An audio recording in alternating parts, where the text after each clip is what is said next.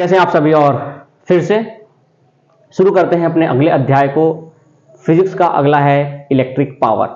तो जैसे आप देख पाए इलेक्ट्रिक पावर, लेकिन इससे पहले मैं बता दूं आपको कि सपना और लक्ष्य दोनों एक जैसे लगते हैं। सपना और लक्ष्य दोनों एक जैसे लगते हैं, बट इनमें इसमें थोड़ा सा फर्क होता है कि सपनों के लिए बिना मेहनत की नींद लगती है, सपनों के लिए बिना मेहनत की नींद लगती है, और लक्ष्य के लिए बिना नींद के मेहनत लगती है। लक्ष्य के लिए बिना मेहनत की नींद लगती है। यानी इस अध्याय को शुरू करते हैं अपने अगले टॉपिक में, इलेक्ट्रिक पावर। तो इलेक्ट्रिक पावर क्या होता है? तो पावर अभी तक हमने पढ़ा करंट, फिर हमने सीरीज पैरेलल पढ़ा। तो इलेक्ट्रिक पावर जो होता है ना, पावर का मतलब क्या समझते हो आप? एक तरह से कोई काम, यानी जो कंडक्टर में करंट फ्लो हो रहा है, तो हम कह रहे हैं कि करंट अपना काम कर रहा है, यानी वर्क डन जो हो रहा है, यानी work done per unit time. Power is defined as, electric power is defined as the work done by the conductor to flow electron, यानी to flow current in a conductor per unit time is known as electric power. और power का जो unit होता है ना, वो what होता है। क्या होता है? वाट। इसका एक और यूनिट होता है, जो पावर का एक और यूनिट होता है, तो P बराबर आपने लिखा W/T।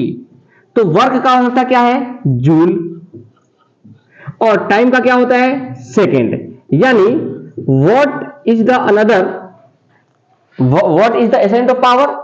तो वॉट का दूसरा एक यूनिट और होता है, यानी पावर का, वो होता है जूल पर सेकेंड। इस बात को भी ध्यान रखना, पूछा जा सकता है पेपर में कि वॉट जो है इलेक्ट्रिक पावर का यूनिट है, उसका दूसरा यूनिट क्या है, दूसरा इसका यूनिट क्या है? तो वो है जूल पर सेकेंड। तो वॉट जो है वो जूल पर सेकेंड भी होता है, यानी work done per unit time वही आपका जूल होता है। अब हम बात करते हैं कि एक वॉट क्या होता है। पहले हम बात करते हैं एक वॉट क्या होता है।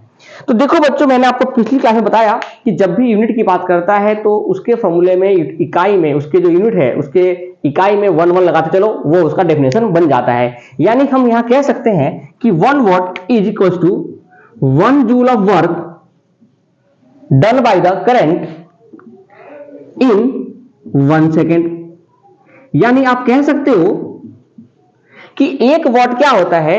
जब 1 जूल का वर्क डन लगा 1 सेकेंड में, यही आपका 1 वॉट होता है। अगर मैं 2 वॉट की बात करूं तो 2 जूल वर्क कितने टाइम में? 1 सेकेंड में। 3 joule 3 what, 4 joule 4 what, 500 joule 500 what, और 1000 जूल 1000 वॉट। और 1000 वॉट को हम लोग कहते हैं किलोवाट आवर। क्या किलोवाट क्या बोलते हैं? किलोवाट। यानी 1000 वॉट में कितने किलोवाट होते हैं? 1000। 1 किलोवाट में 1000 वॉट होते हैं। यानी हम कह सकते हैं कि 1000 जूल पर सेकेंड में पास हो रहा है, that will B 1 kilowatt. 1 joule per second, that will B 1 what. Okay, 1 joule 1 second में ये आपका 1 वॉट होता है।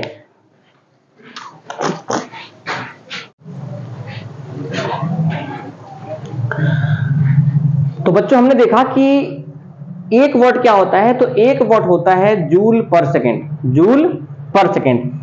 ओके, यानी 1 जूल पर सेकेंड 1 वॉट होता है, 2 जूल पर सेकेंड 2 वॉट होता है, 3 जूल पर सेकेंड 3 वॉट होता है। तो इसी बात से हम पावर को डिफाइन कर सकते हैं कि पावर की यूनिट वाट होती है, और वाट का दूसरा यूनिट होता है जूल पर सेकेंड।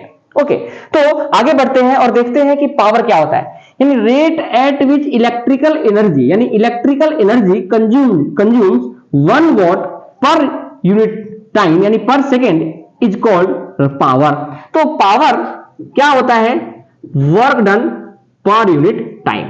ओके, इससे पहली क्लास में हमने पढ़ा कि पोटेंशियल डिफरेंस जो होता है वो होता है work done per unit charge.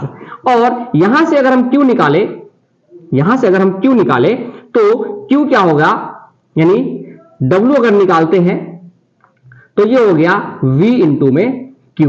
और चार्ज पढ़ा हमने, यानी करंट हमने पढ़ा, करंट क्या होता है, चार्ज पर यूनिट टाइम। और यहां से अगर हम Q निकाले तो ये हो गया I इंटू टी। इस Q को जब यहां पुट करेंगे तो हमारे बीच रिजल्ट निकल के आएगा V इंटू में I इंटू में टी। ओके, और जब इस वर्ग को हम यहां पुट करेंगे तो ये रिजल्ट निकल के आएगा P बराबर V इंटू में I इंटू में टी अपॉन में टी। तो टाइम से टाइम कट गया तो क्या निकल के आया, V इंटू में I। यानी voltage, product of voltage into current is nothing but the electric power. तो इलेक्ट्रिक पावर क्या होता है, वोल्टेज इंटू करंट। तो वोल्टेज इंटू करंट क्या हो गया, इलेक्ट्रिक पावर हो गया। तो इसका एक और यूनिट निकल के आया पावर का, वोल्ट एम्पियर, वोल्ट एम्पियर। तो एक वोल्ट यूनिट की पावर और निकल के आ गया क्या, तो जितने भी इसके यूनिट निकल रहे हैं हम उन चीजों को देख रहे हैं और हम इसको अलग लिख देते हैं पहले कि पावर की एक यूनिट आ गया वॉट, पावर की एक यूनिट आ गया आपका वॉट। दूसरा आ गया joule per second, joule per second. तीसरा आ गया वोल्ट एम्पियर, तीसरा क्या आ गया, वोल्ट एम्पियर। आगे और ड्राइव करते हैं। अकॉर्डिंग टू ओम्स लॉ हमने पढ़ा V equals to I R और I बराबर पढ़ा V अपॉन R। तो एक बार हम V को पुट कर देते हैं तो पावर जो निकल के आया V की जगह पे, तो आई आर इंटू में I, यानी that will B I square R।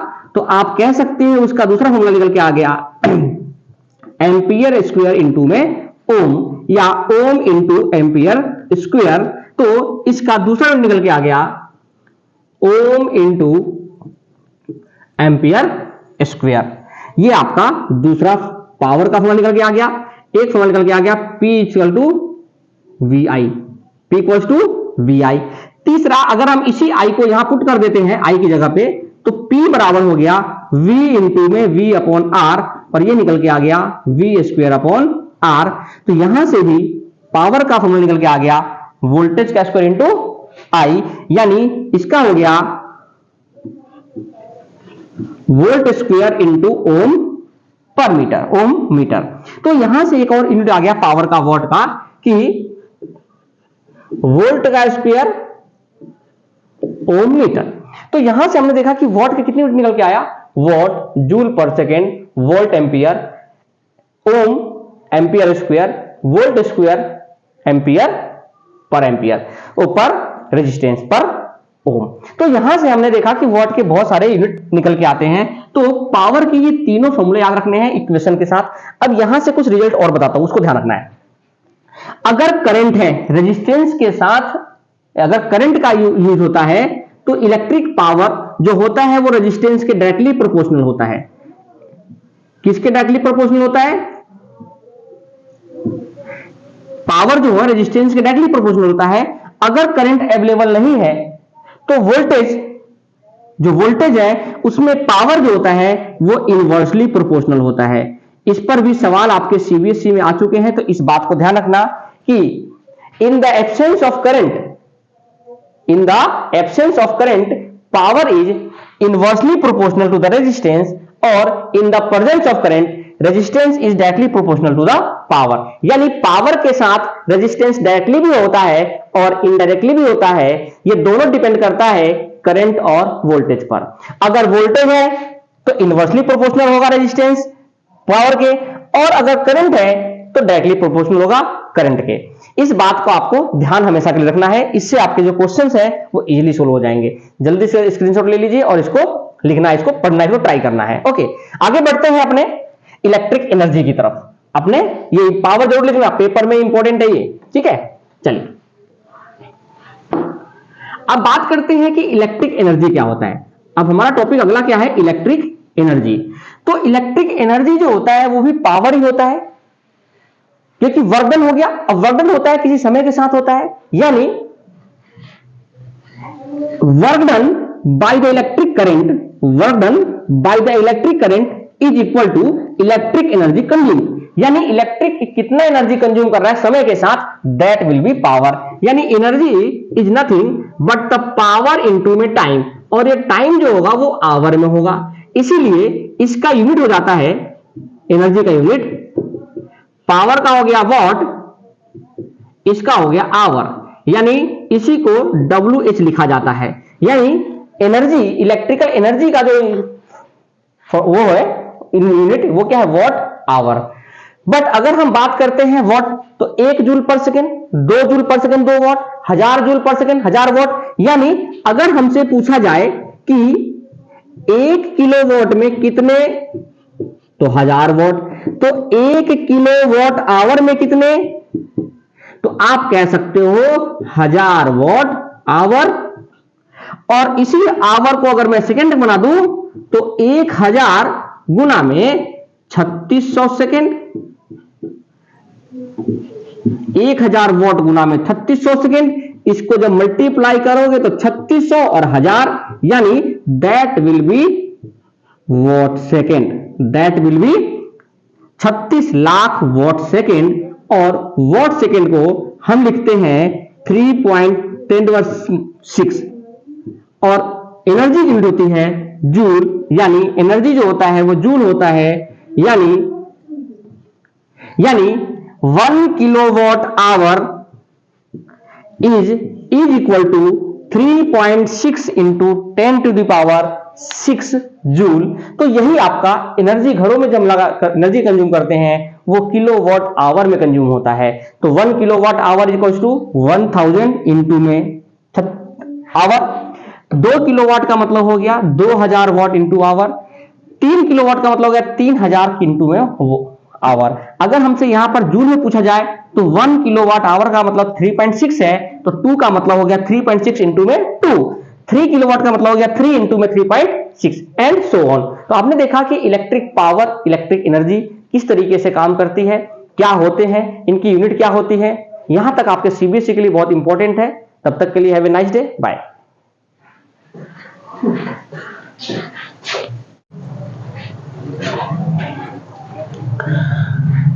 तो बच्चों हमने देखा कि 1 वॉट क्या होता है, तो 1 वॉट होता है joule per second, joule per second. Okay, यानी 1 जूल पर सेकेंड 1 वॉट होता है, 2 जूल पर सेकेंड 2 वॉट होता है, 3 जूल पर सेकेंड 3 वॉट होता है। तो इसी बात से हम पावर को डिफाइन कर सकते हैं कि पावर की यूनिट वाट होती है और वाट का दूसरा यूनिट होता है जूल पर सेकेंड। ओके, तो आगे बढ़ते हैं और देखते हैं कि पावर क्या होता है। यानी rate at which electrical energy, यानी electrical energy consumes 1 watt per unit time, यानी per second is called power. तो पावर क्या होता है, work done per unit time. Okay, इससे पहली क्लास में हमने पढ़ा कि पोटेंशियल डिफरेंस जो होता है वो होता है work done per unit charge. और यहां से अगर हम Q निकाले, यहां से अगर हम Q निकाले तो Q क्या होगा, यानी W अगर निकालते हैं तो ये हो गया V इंटू में Q। और चार्ज पढ़ा हमने, यानी करंट हमने पढ़ा, करंट क्या होता है, चार्ज पर यूनिट टाइम। और यहां से अगर हम Q निकाले तो ये हो गया I इंटू टी। इस Q को जब यहां पुट करेंगे तो हमारे बीच रिजल्ट निकल के आएगा V इंटू में I इंटू में T। ओके, और जब इस वर्ग को हम यहां पुट करेंगे तो ये रिजल्ट निकल के आएगा P बराबर V इंटू में I इंटू में T अपॉन में T। तो टाइम से टाइम कट गया तो क्या निकल के आया, V इंटू में I। यानी voltage, product of voltage into current is nothing but the electric power. तो इलेक्ट्रिक पावर क्या होता है, वोल्टेज इंटू करंट। तो वोल्टेज इंटू करंट क्या हो गया, इलेक्ट्रिक पावर हो गया। तो इसका एक और यूनिट निकल के आया पावर का, वोल्ट एम्पियर, वोल्ट एम्पियर। तो 1 वॉट यूनिट की पावर और निकल के आ गया क्या, तो जितने भी इसके यूनिट निकल रहे हैं हम उन चीजों को देख रहे हैं और हम इसको अलग लिख देते हैं पहले कि पावर की एक यूनिट आ गया वॉट, पावर की एक यूनिट आ गया आपका वॉट। दूसरा आ गया joule per second, joule per second. तीसरा आ गया वोल्ट एम्पियर, तीसरा क्या आ गया वोल्ट एम्पियर। आगे और ड्राइव करते हैं। अकॉर्डिंग टू ओम्स लॉ हमने पढ़ा V equals to I R और I बराबर पढ़ा V अपॉन आर। तो एक बार हम V को पुट कर देते हैं तो पावर जो निकल के आया V की जगह पे तो आई आर इंटू में I, यानी that will be I square R. तो आप कह सकते हैं उसका दूसरा फॉर्मूला निकल के आ गया एम्पियर स्क्वायर इंटू में ओम, या ओम इंटू एम्पियर स्क्वायर। तो इसका दूसरा निकल के आ गया ओम इंटू एम्पियर स्क्वायर। ये आपका दूसरा पावर का फॉर्मूला निकल के आ गया। एक फॉर्मूला निकल के आ गया P equal to V I, P equal to V I. तीसरा अगर हम इसी I को यहां पुट कर देते हैं I की जगह पे तो P बराबर हो गया V इंटू में V अपॉन आर, और ये निकल के आ गया V स्क्वायर अपॉन आर। तो यहां से भी पावर का फॉर्मूला निकल के आ गया वोल्टेज का स्क्वायर इंटू I, यानी इसका हो गया वोल्ट स्क्वायर इंटू ओम पर मीटर, ओम मीटर। तो यहां से एक और यूनिट आ गया पावर का वॉट का कि वोल्ट का स्क्वायर ओम मीटर। तो यहां से हमने देखा कि वॉट के कितने यूनिट निकल के आया, watt joule per second, volt ampere, ohm ampere square, volt square ampere per ampere, ऊपर रेजिस्टेंस पर ओम। तो यहां से हमने देखा कि वॉट के बहुत सारे यूनिट निकल के आते हैं। तो पावर की ये तीनों फॉर्मूले याद रखने हैं इक्वेशन के साथ। अब यहां से कुछ रिजल्ट और बताता हूं, उसको ध्यान रखना है। अगर करंट है रेजिस्टेंस के साथ, अगर करंट का यूज होता है तो इलेक्ट्रिक पावर जो होता है वो रेजिस्टेंस के डायरेक्टली प्रोपोर्शनल होता है। किसके डायरेक्टली प्रोपोर्शनल होता है? पावर जो है रेजिस्टेंस के डायरेक्टली प्रोपोर्शनल होता है। अगर करंट अवेलेबल नहीं है तो वोल्टेज, जो वोल्टेज है उसमें पावर जो होता है वो इनवर्सली प्रोपोर्शनल होता है।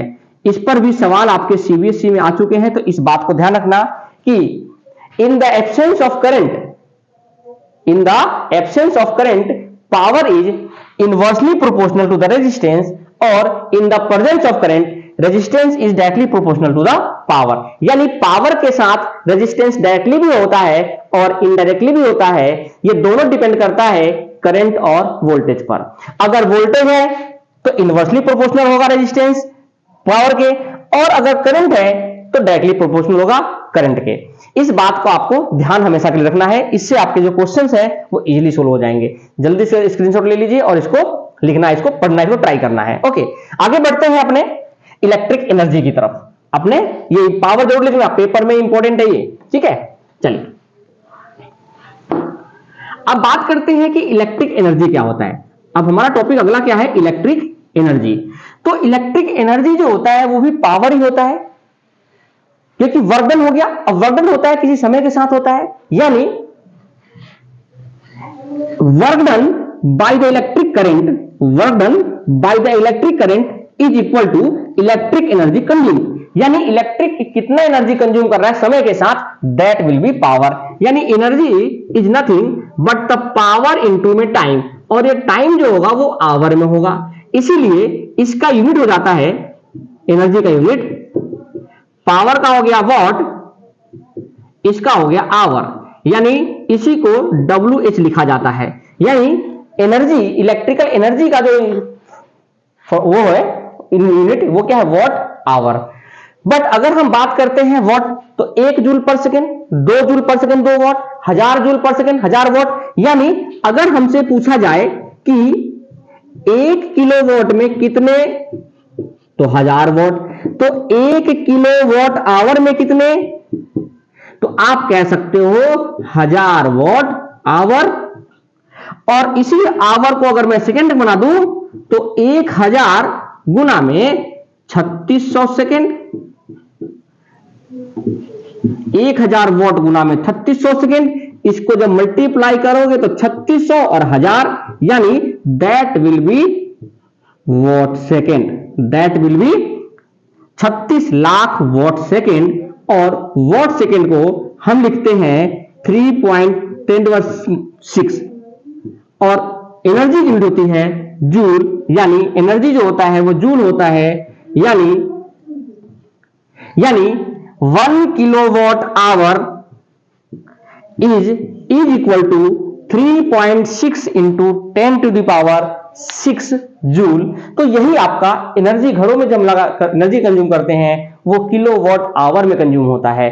तो 1 kilowatt hour equal to 1000 into में आवर, 2 किलोवाट का मतलब हो गया 2000 वॉट इंटू आवर, 3 किलोवाट का मतलब हो गया 3000 इंटू में आवर। अगर हमसे यहां पर जूल में पूछा जाए तो 1 किलोवाट आवर का मतलब 3.6 है, तो 2 का मतलब हो गया 3.6 इंटू में 2, 3 किलोवाट का मतलब हो गया 3 इंटू में 3.6 एंड सो ऑन। तो आपने देखा कि इलेक्ट्रिक पावर, इलेक्ट्रिक एनर्जी किस तरीके से काम करती है, क्या होते हैं, इनकी यूनिट क्या होती है। यहां तक आपके सीबीएसई के लिए बहुत इंपॉर्टेंट है।